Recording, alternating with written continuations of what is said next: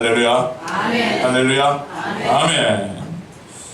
시내산에 이제 도착해서 이스라엘 백성들은 하나님의 계명을 받는 시기에 놓였습니다. 시내산에서 주님은 모세에게 먼저 하신 말씀이 있으시지요. 그 말씀은 나는 너를 애굽 땅 종되었던 집에서 인도하여낸 내 하나님 여호와니라 라고 말씀하셨습니다. 우리는 이 말씀을 통해 하나님은 나의 하나님이시며 나의 하나님이신 그분께서 우리를 애굽의 종살이와도 같은 어려운 삶의 환경에서도 이끌어내시고 인도하여 내주신다는 것을 새기게 되었습니다. 사랑하는 성도님, 반드시 기억하십시오. 하나님은 나의 하나님이시요 여러분의 하나님이십니다. 예수 그리스도를 통해 죄의 종으로 살아왔던 우리들을 생명으로 인도하여 내시고 이끌어내셨으며 지금 현세를 살아가는 오늘의 삶에서도 우리를 생명으로 이끌어줄 줄로 믿습니다. 우리는 이 은혜의 행하심에 늘 감사하며 감사를 올려드리는 삶을 살아가야 될 줄로 믿습니다. 그래서 주님은 우리가 감사하는 삶을 살고 진정한 감사를 어떻게 드려야 하는지에 대해 알게 하시고 가르치시기 위해 오늘부터 우리에게 말씀하고 계십니다. 그 말씀이 바로 계명과 율법입니다. 여러분이 이 말씀을 들었을 때 의아해 하실 수도 있을 것입니다. 왜 계명을 다루는데 감사가 나올 수가 있는 것인가? 그런데 학자들은 시내산에서 계명을 주신 이유를 이렇게 해석합니다. 계명은 또 다른 억압과 구속을 위해서 주시는 것이 아니라 구원에 대한 감사의 반응이라고 해석합니다. 우리 한번 따라해 볼까요? 계명은 구원에 대한 감사의 반응이다. 구원에 대한 감사의 반응이다. 아멘.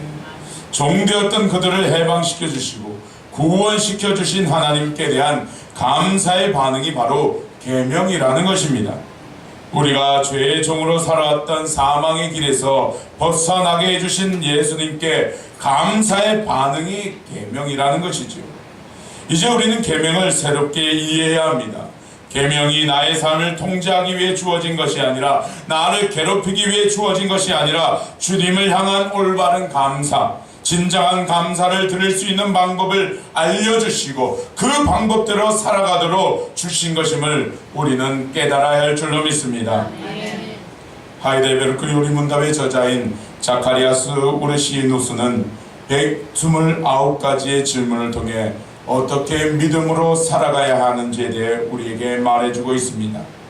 그 첫 번째와 두 번째 질문이 하이델베르크의 요리문답의 전체의 핵심이며 우리에게 큰 은혜를 줍니다. 먼저 그 첫 번째 질문은 이것입니다.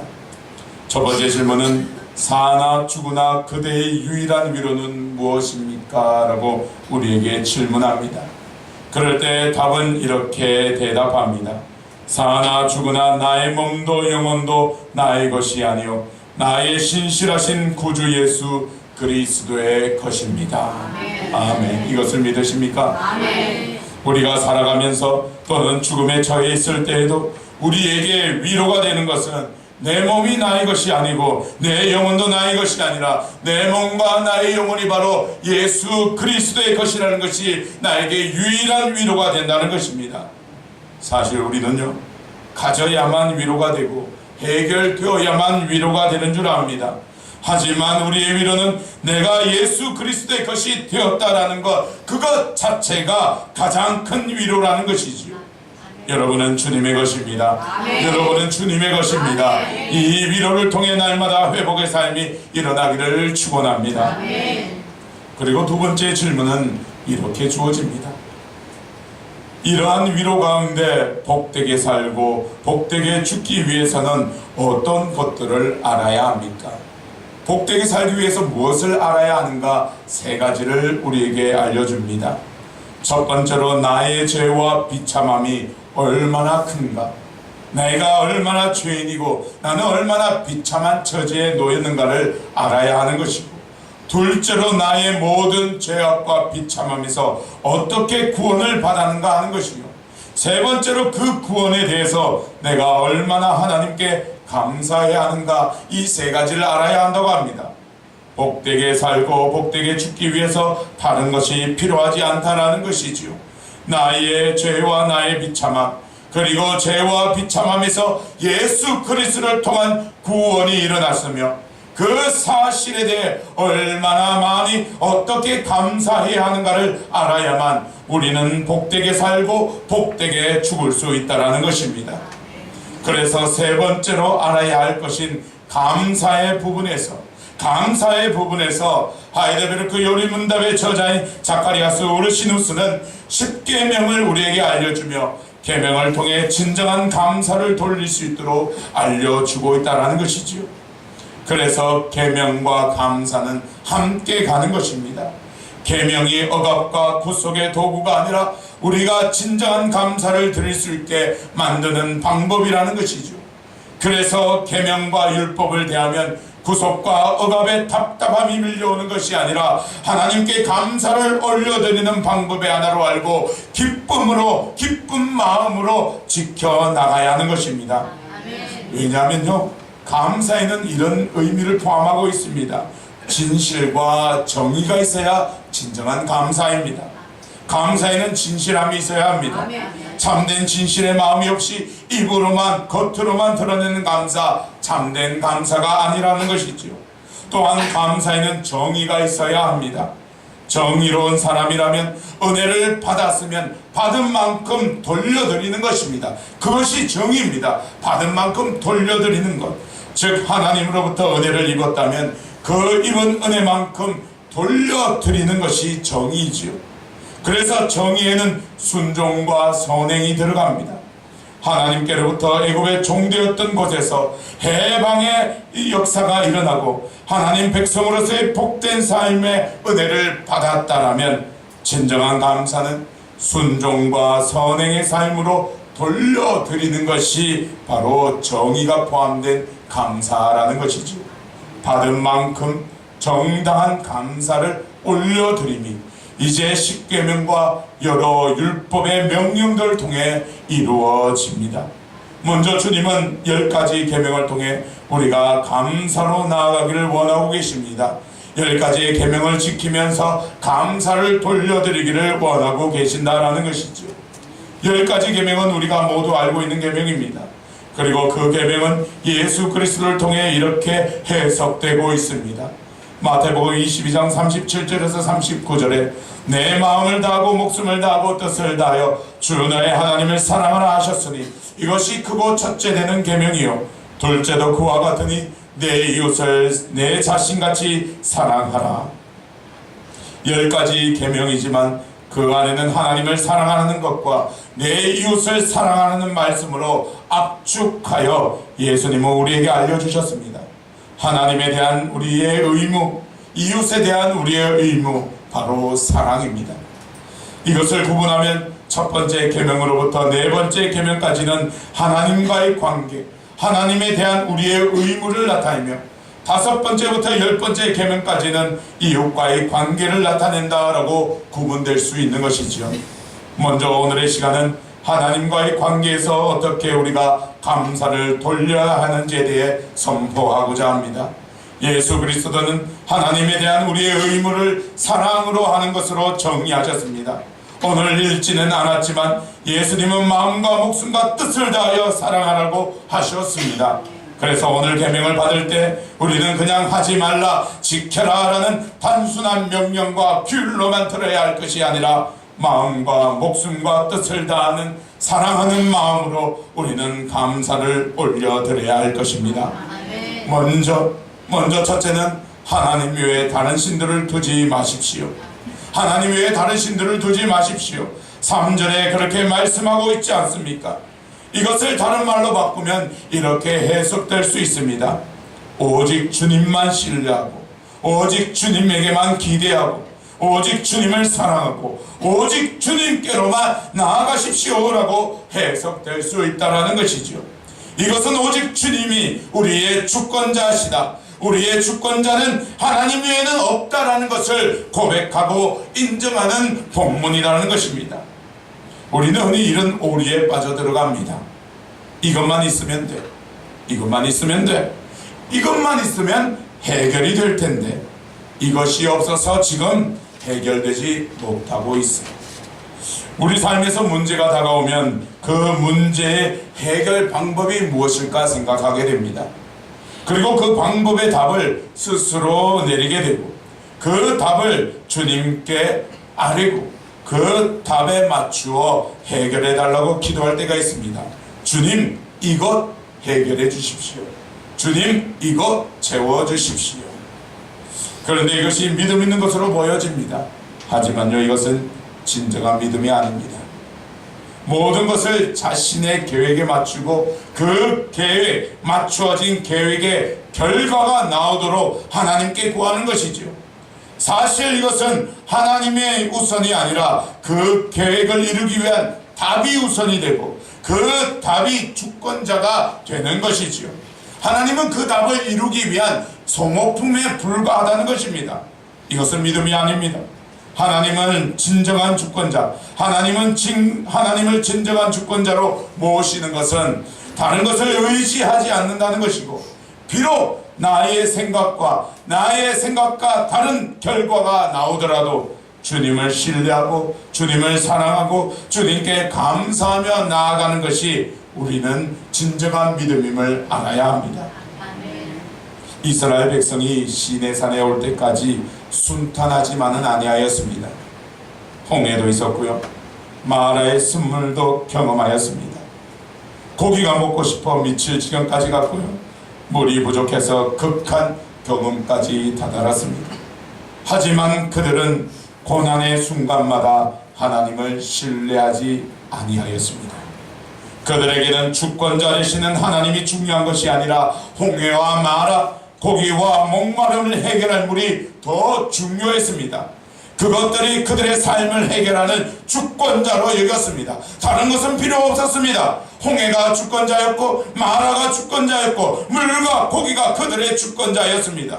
그래서 하나님은 시내산에 이르기까지 그것들을 통해 시험하셨습니다. 그리고 하나님은 시내산에서 감사를 위한 계명을 주시면서 첫 번째로 하나님 외에 다른 신들을 두지 말라, 내가 주권자라는 명령을 우리에게 들려주신다라는 것이죠. 사랑하는 성도님, 하나님이 우리 삶의 주권자이십니다. 다른 것을 의지하지 마십시오. 다른 것이 해결해 줄 것이다 여기지 마십시오. 하나님은 우리의 아버지가 되어주셨기에 예수 그리스도를 통해 우리를 복된 삶으로 이끄신다는 것은 명확하다는 것을 우리는 아셔야 됩니다. 그래서 비록 우리의 생각과 우리의 계획과 다른 이끄심이 있을지라도 우리의 주권자 되시는 하나님을 기억하시고 기쁘게 감사를 올리며 신뢰하고 나아가야 할 것입니다. 두 번째 명령은 이렇게 말씀하고 계십니다. 하나님을 위하여 예배드리라. 우리는 하나님을 위하여 예배드려야 합니다. 오늘의 말씀 4절에서 6절의 말씀을 믿음으로 읽어보도록 하겠습니다. 시작. 너를 위하여 새긴 우상을 만들지 말고 또 위로 하늘에 있는 것이나 아래로 땅에 있는 것이나 땅 아래 물속에 있는 것에 어떤 형상도 만들지 말며 그것들에게 절하지 말며 그것들을 섬기지 말라. 나 내 하나님 여호와는 질투하는 하나님인즉 나를 미워하는 자의 죄를 갚게 아버지로부터 아들에게로 3, 4대까지 이르게 하거니와 나를 사랑하고 내 계명을 지키는 자에게는 천대까지 은혜를 베푸느니라. 아멘. 주님 안에서 천대까지 은혜를 누리기를 축복합니다.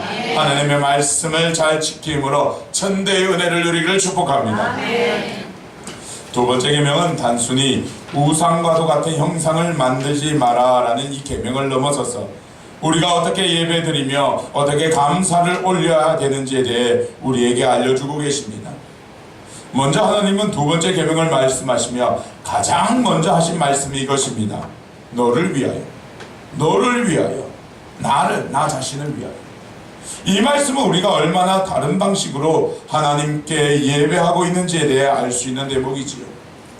우리는 흔히 이렇게 예배합니다. 은혜 받으러 갑니다. 치유받으러 예배드립니다. 문제 해결받기 위하여 예배드립니다. 사실 이러한 것들은 부산물일 뿐입니다. 그래서 은혜 받지 못하고 치유받지 못하면 예배가 잘못되었다라고 평가해 버립니다. 이것은 잘못되었습니다. 진정으로 예배 드리는 이유는 우리를 위하여 드리는 것이 아니라 하나님께 영과 진리를 다하여 마음과 뜻과 정성을 다하여 드려야 하며, 그 중심에 내가 있는 것이 아니라 하나님이 계셔야 한다라는 것입니다. 내가 은혜 받는 것, 내가 은혜 받는 것, 나 중심의 예배가 아니라 하나님을 경배하고 하나님을 찬양하는 하나님 중심의 예배가 되어야 한다는 것이 바로 둘째 계명의 핵심이라는 것이지요. 둘째 계명을 잘못 지킨 사건이 출애굽기 32장에 나옵니다. 우리가 흔히 금송아지 사건이라고 알고 있는 사건이죠. 그 본문의 1절에 이런 말이 나옵니다.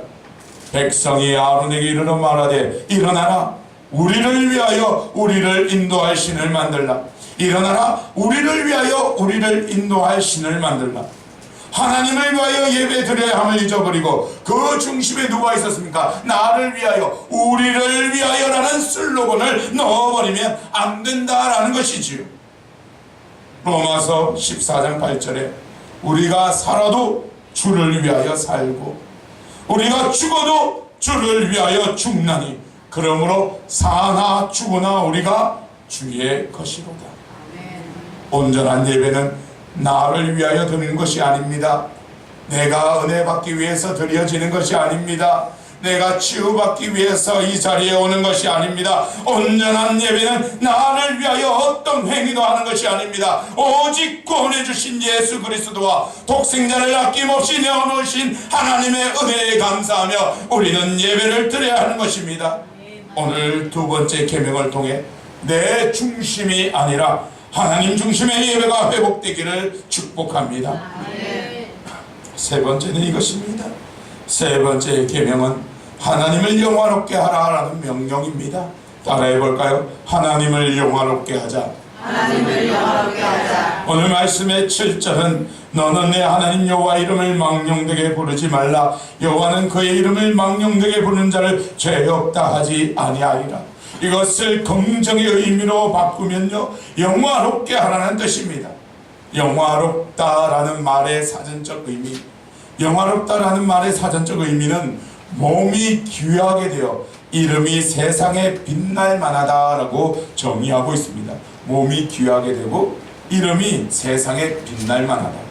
즉 주의 이름이 망령되게 일컬어지는 것에 사용되어지는 것이 아니라 주의 이름이 귀하게 되어, 주님이 귀하게 되어 그의 이름이 세상에 빛나도록 하라라는 명령이 바로 세 번째 계명의 의미라는 것이죠. 그러기 위해서는 우리의 삶이 변화되어야 합니다. 우리의 삶이 하나님을 영화롭게 하기 위한 삶, 하나님의 이름이 세상에 널리 퍼지며 그의 이름이 빛날 수 있도록 하기 위한 우리의 삶이 사라져야 한다는 것이죠. 1계명과 2계명은 이런 의미를 담고 있습니다. 우리의 내적인 마음과 정신에 관련된 계명이라면 3계명과 4계명은 우리의 행동을 나타내는 계명입니다. 즉 우리의 외적인 삶과 관련된 계명인 것이죠. 그래서 3계명을 대할 때 우리는 하나님을 영화롭게 하기 위한 우리의 삶의 변화가 있어야 한다는 것입니다. 그래서 우리는 우리의 삶은 하나님의 은혜의 일들을 전파하고 찬송하며 하나님께 영광을 돌리고 모든 삶에서 하나님의 역사하심을 감사하며 나아가는 삶으로 우리는 변화되어야 하는 것입니다. 네 번째는 이것입니다. 네 번째 계명은 안식일을 기억하여 거룩하게 지키라라고 말씀하고 계시죠. 이 말씀은 거룩한 안식일이 될 수 있도록 최선을 다하라는 것입니다. 주님의 자녀가 된 그리스도인은 엿새 동안 열심히 일해야 합니다. 9절을 읽어보겠습니다. 시작. 엿새 동안 주께서 내 모든 일을 하시나. 그리스도인은 세상의 사람들과 다른 엿새를 살아가야 합니다. 게을러서도 안 되고요, 대충 살아서도 안 됩니다. 또 되는 대로 살아가서도 안 되며 열심히 살아가야 합니다. 그리스도인으로서의 그리스도의 향기가 퍼져나가도록 엿새간의 삶이 이루어져야 한다는 것이지요. 그리고 안식일, 주님의 날이 되었을 때 다른 것을 멈추고 하나님께 예배 드려야 합니다. 주님의 날에 다른 것이 우선시 되었어도 안 된다라는 것이죠. 우선이 되는 삶은 엿새 동안 열심히 하십시오. 주일날 꼭 하려고 하지 마시고 엿새 동안에 우선시 되는 삶은 열심히 이루시고 오직 하루 오늘의 이 시간의 예배만큼은 승리의 시간이 되어야 합니다. 또한 안식의 날에 주님은 내 아들이나 내 딸이나 내 남종이나 내 여종이나 심지어 가축과 머문 객이라도 모두 안식을 지키도록 말씀하고 계십니다. 모두 지켜라. 이는요, 학자들은 이렇게 해석합니다. 안식일에 교육적 측면도 포함되어 있다고 말하고 있습니다. 자녀와 그 가족들이 부모로부터 하나님을 예배하는 일에 대해서 교훈을 받고 훈련을 받게 하기 위함이다라고 해석합니다. 자신의 모습을 자녀들에게 보여주며 교훈을 주어야 한다는 것이죠.